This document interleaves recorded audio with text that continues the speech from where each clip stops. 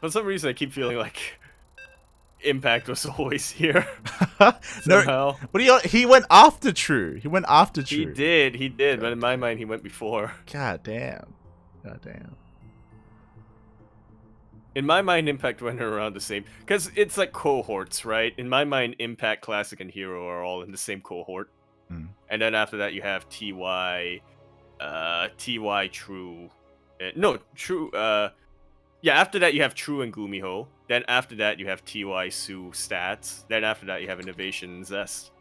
Even though Zest still is in the military. In my mind, Zest and Innovation went in the same time. Why? What is wrong with your brain? God It's damn. cohorts, you know? Zest is still competing.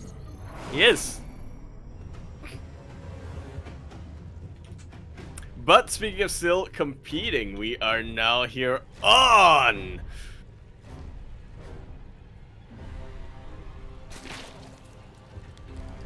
Purgatory of Altaris LE. We're in the top left-hand corner of the map, spawning all the way in the top left-hand corner. We of course have a blue Zerg player coming down from the land of Korea. He is going to be representing Alpha X. He is RagnaroK. And spawning in the bottom right hand corner of Pride of Altaris LE, we have the Taiwanese Protoss. He is red, representing Prep Esports. It is Haas.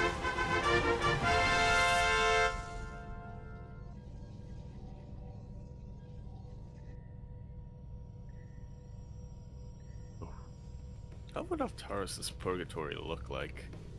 I'm not deep into the Protoss lore. Neither What am is I. StarCraft lore in general? Oh god, one I know the day. basic. Yeah, one day I maybe would read the books. There's some like meant to be some decent books out there on it, but Yeah. The Warcraft books are apparently really good, but some of them are. really It's, hard. it's like Yeah. 50-50 on them. Like, to be fair, there are a lot of Warcraft books. they are.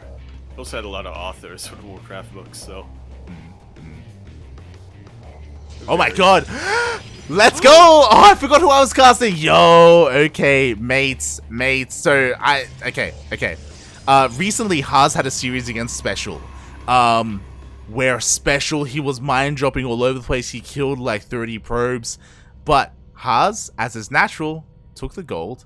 And, after losing all those probes, he took the other gold. Yo, but RagnaroK, is he going for the... He's going for the gold as well! Mate, completely skipping his natural base. Oh my god. The biggest brains of all time are hitting each other, mate. It's happening. They are colliding. The brain goop is going everywhere. It really is. Okay, so this is important. RagnaroK, immediately he checks the gold base and he confirms how greedy Haas is being. And just like that, he throws down the Spider-Man meme. Okay. Oh god. And yo, Haas is going for a fast robo? What? Well, I suppose that's one way of utilizing that gold base. I mean, maybe Stargate would be a little bit more gas heavy, question mark? Well, yeah, he's only working off of one gas, but this is crazy. He does recall over, so he immediately saturates the gold, but again, RagnaroK has eyes on all of this. He really does. Haas is in a pretty fortified position, though. Just about fully walling off the natural base. I'm still looking at the third base, and it is mighty vulnerable. Immortal's going to come out now, which, you know, maybe... Do you think maybe Haas is anticipating a roach timing to attack that third base? I mean, I guess it kind of makes sense, just because, like, because of the SimCity, because of the shield battery, and because of the overcharge, the Immortal will be able to hold on. And, okay, now it's all coming together. He has a gold base, mate, he's gonna go all in. Zealots, mate. Zealot, who needs gas? Zealots, that's all you need. Yes, exactly. I am very worried, though, that they're gonna be vanilla Zealots. Maybe vanilla... No, but that Soccer's wouldn't make sense either, because he's not mining gas. Yeah. It has to be Zealots, but yeah, here we go. vanilla Zealots gonna be good enough? I mean, they all they have to do is, like, protect the Immortal. That's all you gotta do, mate. That's the micro has to be on point. Lings will do nothing against this. We have a Roach Horn on the way, but again, to help deal with the Roaches is going to be the Immortal. So this is going to be a very unorthodox push. But, mate, Haas, he can pull it off. He absolutely can. I've seen it time and time again. particularly when it comes to his micro, is almost always on point. Juggling shouldn't be too... He shouldn't have too much trouble juggling when there's no anti-air out here for RagnaroK. Exactly. Here we go. RagnaroK, he's going to pull the trigger. He has 4 more gateways behind this. My god. For 8 gates in total. My god. 9 even. Oh and my he can warp in every... And with that gold base, he can warp in every single time he has warp-ins available. Exactly, exactly. He's going to have so many zealots to help deal with this. Meanwhile, this is kind of being scattered. Unfortunately, there's no Baneling nest. We need Banelings. We have roaches on the way, which will help. But again, this is going to be an interesting fight ahead of us. Really will. If Lynx had some sort of a range attack, it would be terrifying. But especially terrifying because the slow lots won't quite be able to catch up with them, but they unfortunately don't. So Lynx will have to fight the Zealots regardless. I mean, what's important is that a lot of the Zealots are being warped in at home, so that does mean that the push is going to be a little bit weaker. The Lynx are doing a good job at distracting Haas, but now here we go. Haas is pushing out with 2 Immortals. And just like that, popping the roaches off the map. RagnaroK is scouting this though. He notices that's a lot of Zealots you got there, buddy. And no charge on them either. Still not getting the Baneling nest though. He isn't. He's just relying on Ling, Roach, Ravager to defend. He has 2 spines, to be fair. And if he needs to, maybe he can pull some boys. Yeah, he's also fighting on the high ground, which is a massive advantage. Link's providing such a good buffer for all of these roaches, but I'm just worried that we'll hit a point where Haas can afford to lose his chargelets. Because he'll just be able to warp in more of them. Yeah, exactly. Meanwhile, you know what? The roaches are cleaning up every single one of these zealots. Again, the zealots had to be warped in at home, not across the map. These Lings actually doing so well for RagnaroK. Wow. At the end of the day, it didn't really matter how much production, how many resources Haas had, because, as you were saying, he had to warp them in back home. He couldn't get the units in the position. Yeah.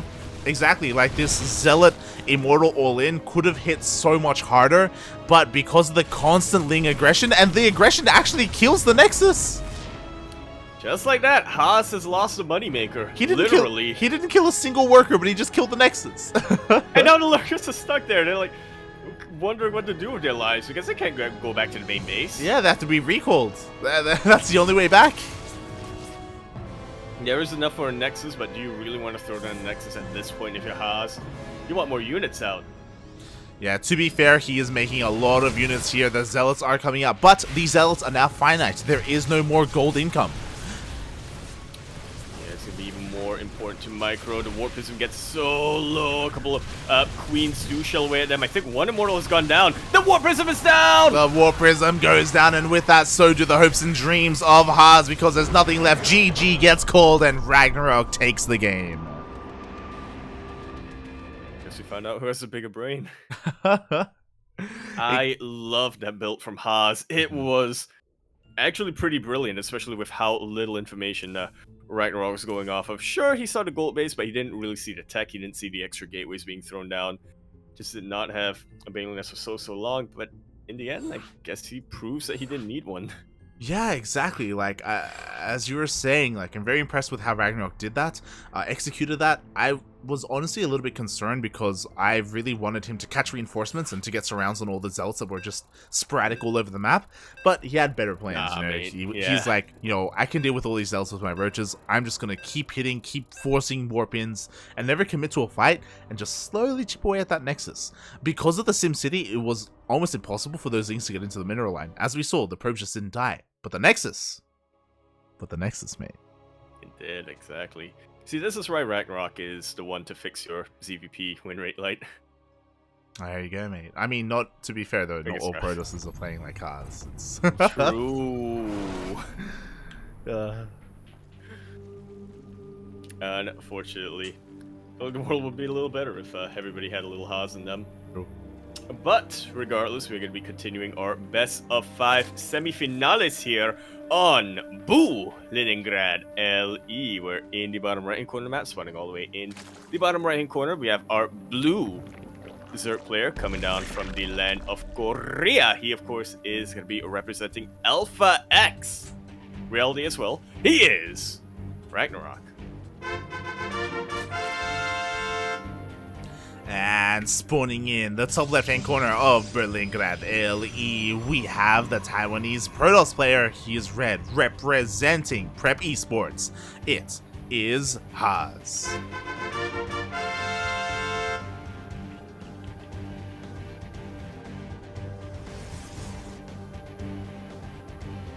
Alright, no gold base on Berlingrad, unfortunately.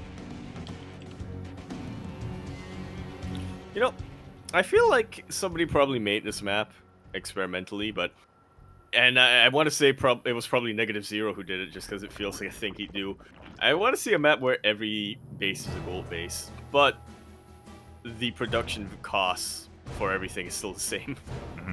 To be fair, that's basically, what's the name of that map? Fastest map possible? That's basically what that is. Yeah, never mind. Never mind, it already exists. It does, unfortunately. But yeah, we'll see how we go here in game number 2. Again, it's still best of 5, so even though RagnaroK has a lead in this series, I mean, it doesn't necessarily kind of say anything about how the series will go, especially because that game on Pride of Altaris is very unique. Very unique. Yeah, definitely is. It's a unique map for a unique game.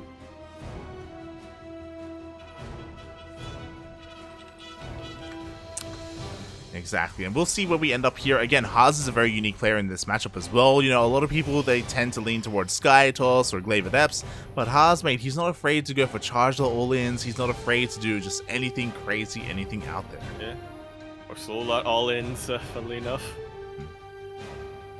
With Immortals in fairness, but still. I do feel like on Berlingrad of all maps, Haas would be reverting more to the standard Haas style, right, where he tries to be as greedy as possible and wins the game with stalkers, blink stalkers.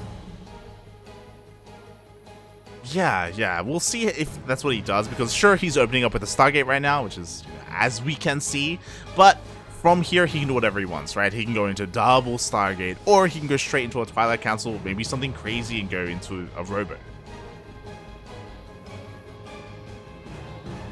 Yeah, not out of the ordinary. So far, it's just nice and standard from both of our players. Void Ray first from Haas, 3 Hatch from RagnaroK.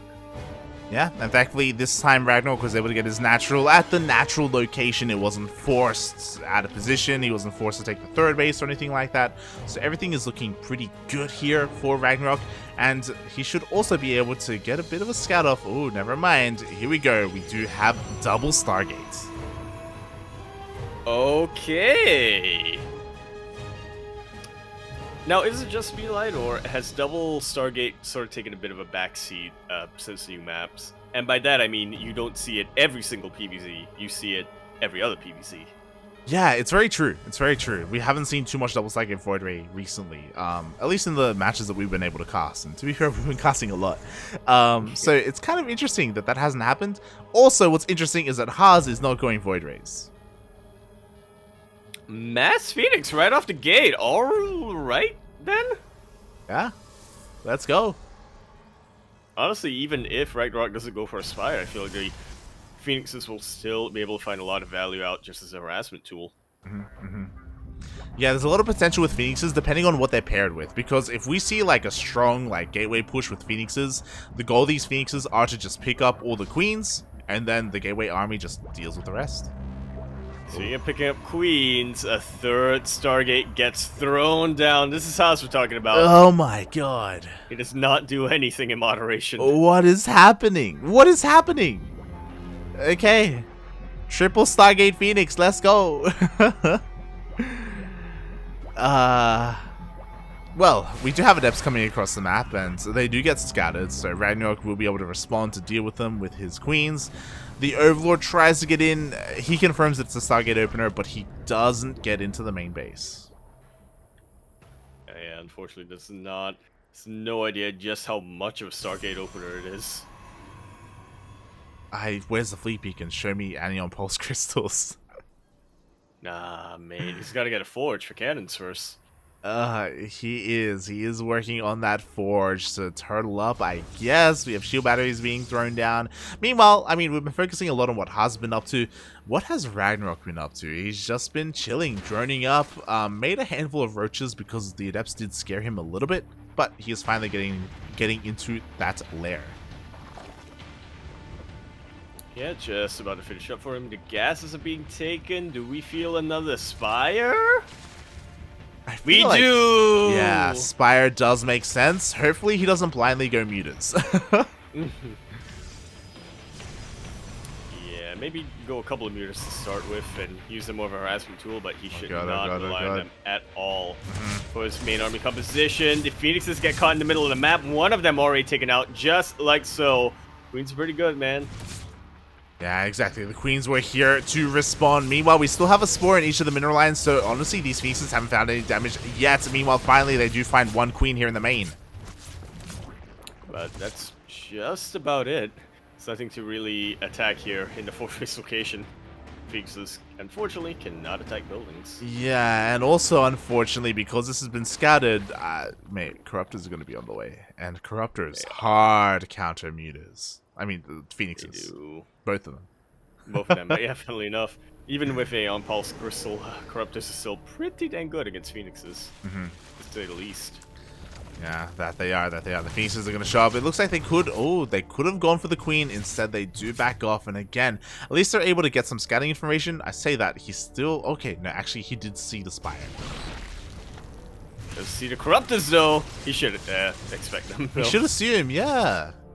Hopefully he clicked on it, like, because of what it looks like, it may have just been, he may think it's a spore. Yeah. Because he did see it building. Okay, switching to gateways, mass gateways, and double robo on the way. Fantastic transition, especially if you're able to force your opponent to go Corruptors like this. Oh my god. See, RagnaroK is getting ready to pounce, man. Yeah, like, this is going to be huge. Like, sure, Corruptors are on the way, but where is the ground army? Like, this massive tech switch from Haas is going to be amazing if he survives long enough to pull it off. If. Exactly. Still plenty of Spore Crawlers here. The Corruptors hiding in the back.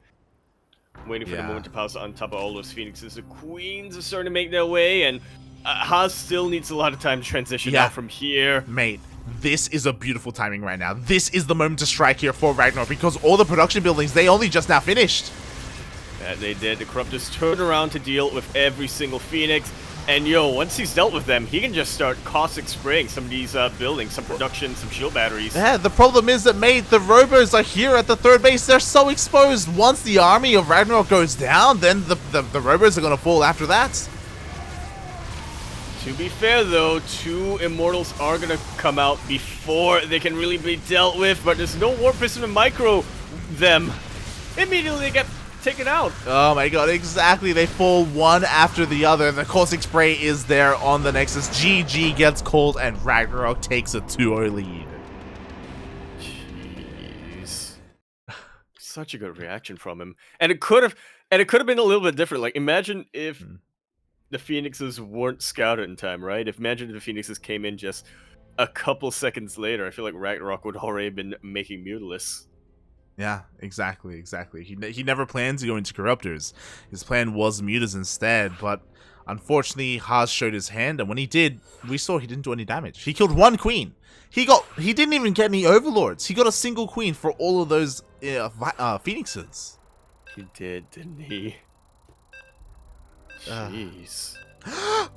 Oh! What? Very interesting development coming up here in the lower bracket. RagnaroK just took out Beyond 2-1 to face Nightmare in a ZVP. So we have 2 ZVPs here in the semifinals. There's a very real possibility that our grand finals, and it's been a long time since we've had one of these in ESL Asia. There's a real possibility that our grand finals is a ZVZ. It's been months, mate. It's been months since we've had a ZVZ grand finals. Also, RagnaroK 2-1 Beyond? When Beyond is on fire right now? What? RagnaroKtopus. That's crazy. How long has Beyond been awake? That's what I want to know. Well, mate, bearing in mind, Beyond qualified in the very first EU qualifier. He did. He wasn't there last night for the TSL EU qualifier, mate. He actually got to sleep. Yeah. mate. Leenock on the up and up. But that is that series. This is this series as we continue to Lincoln Park, LE. We're in the top right-hand corner map, starting all the way in the top right-hand corner. We have the blue Zerg player coming out from the land of Korea. He, of course, is continuing to represent Alpha X. You may know him as Shin Hee-byum. We all know him as the big brain RagnaroK. And spawning in the bottom left-hand corner of 2,000 Atmospheres LE, we have the Taiwanese Protoss player representing Prep Esports. Currently down 0-2 in this series, but not out. It is Haas.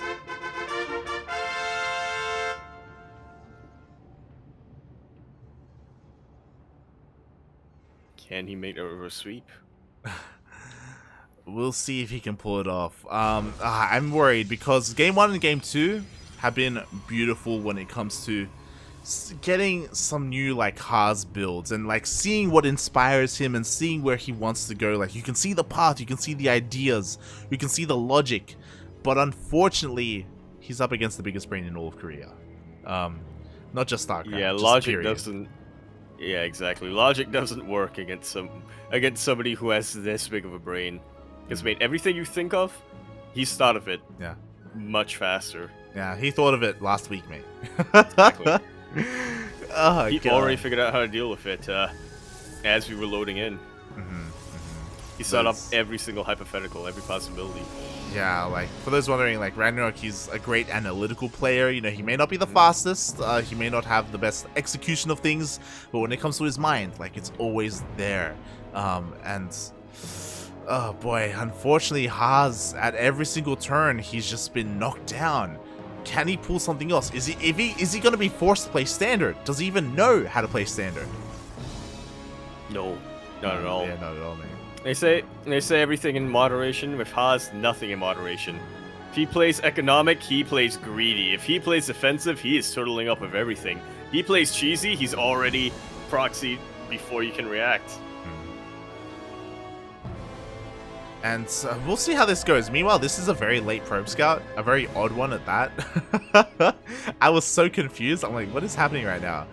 He checks the natural. He didn't go across the map earlier. He checks the third base. So he confirms that it's not a 2-base all-in, at least. And also has a little bit of time to set up before RagnaroK comes and knocks on his door. And he's going up again for more of a Twilight Council opening, not neglecting the Stargate, not neglecting the Void Rate, but he's not going to be utilizing that Stargate for quite some time. Yeah, and the problem is that RagnaroK doesn't know that. Again, this is the power of a Void Rate opening, is that you kill the initial Overlord, and now behind that, your opponent has no idea if you threw down a second Stargate or a Twilight Council. So now it is on RagnaroK to confirm what the follow-up is going to be. Or ignore it and just go safety spores. I mean, I'm sure he will, as the spores are on the way in case, you know, DTs or in case an Oracle comes across the map, right? Again, it was a Stargate opener. As we can see, it is going to be Glaive Adepts. Oh, a lot more gates getting thrown down for 5 total. That's a lot of gates. This is a lot more, this is a lot more committed from Haas. We're at a point where RagnaroK does need to recognize what's coming this way. Playing reactive is not really gonna, or rather, playing safe is no longer gonna work out too well for him, right? Yeah, I mean, a He Roach needs to Warren, play safe and specifically against this style. Roach Warren is on the way. I mean, what he should know right now is that it is not double Stargate. But he just doesn't know if there's like, he doesn't know the gas count, for example, to confirm if it's going to be a charge all-in or if there are adepts on the way or even Blink Stalkers. He's going to try and slip in here with an Overlord. He is still playing the safe though, again, getting roaches in case there is a ground army. Overlord so slow. It is very slow. He sees an abnormal amount of adepts, so maybe that's a bit of a tell as Haas is starting to move out across the map. Oh god. So many adepts. Haas has been banking them. on his side of the map for so long, as much as possible, and now he's looking to utilize them. Yeah, exactly. I mean, thankfully, we do have a couple of roaches, and here we go. The adepts finally do reveal themselves. The roaches do go and meet them. Meanwhile, the lings are getting ready to dive on top of the shade. Wow. He's on top of things. Oh my god, the queens were already here. The lings were here as well. Even if he does come into the shade, like, there will be an army to meet him. He goes for it. Both sides, honestly. He does come into the shade, and that, I think, is probably the worst case scenario. Every adept gets surrounded, and the roaches get a very, very good position on top of them. Haas has only gotten 4 drones for his troubles. Oh god, and the lair is already done. Glyle is on the way. 18 lings are on the way. RagnaroK is going for a massive queen counterattack. And it is already making its way down. The queens are already in position. No highway, so will take a little bit longer, but I mean, that doesn't really matter much considering how weak the defenses are of Haas. He needs a lot more time than is available in order to get defenses up. I love this. RagnaroK, he keeps his lings at home. No! Okay, there we go. He keeps his lings at home, so even though there's going to be a bit of an adept counterattack, it doesn't even matter because there is an army to deal with it. Like so. Shut down so decisively. Meanwhile, here on the other side of the map, what defenses do we have? A single Void Rain. That's not going to be enough. GG. RagnaroK takes a 3-0. Will advance to the grand finals.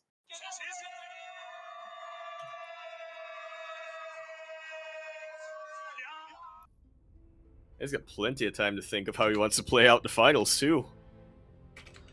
Wow. GG. Well played. Congratulations, RagnaroK, in a very decisive manner.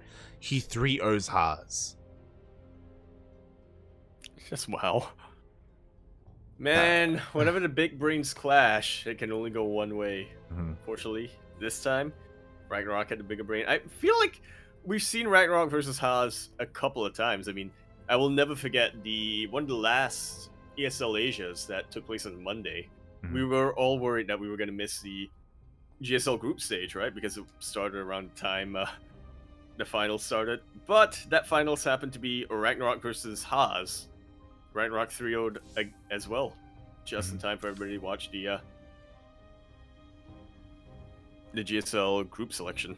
Exactly. That was back when I think RagnaroK was speedrunning the tournament, right? Like it was just one after the other, after the other, after the other. It was crazy. And yeah, congratulations to RagnaroK. He is our very first finalist. And now we are going to find out who will meet him. Again, I was freaking out earlier because Björn was knocked out in the quarterfinals. Björn will not be a part of even the semis. Yeah? So it'd be a ZVZ or a ZVP finals. And personally, I feel like it's going to be a ZVP final slate just because of what day it is. And just because of the name of our Protoss player. True. It is a Sunday. Exactly. What does that mean? It's the holy day for Nightmare. There you go, mate. Nightmare is gonna be coming out, and oh boy, we'll see. Honestly, I kind of favor, like, I would almost favor anyone against RagnaroK, I'll be honest. But for RagnaroK to take out Björn, like, I was gonna say, man, have some respect. Yeah, took out Björn. Exactly, like, that's crazy. Unfortunately, we weren't able to cast that series. If you want to watch the VOD, that was covered by Steadfast over on his channel.